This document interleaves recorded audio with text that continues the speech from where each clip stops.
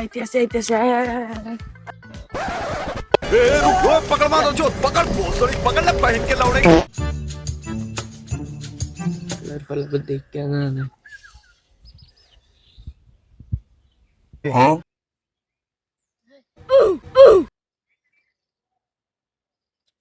हाँ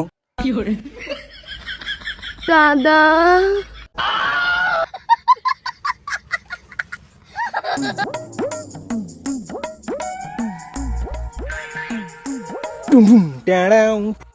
কি রে তুই আমার পিছে ঘুরু কা দাদা আমারে 100 টাকা দেও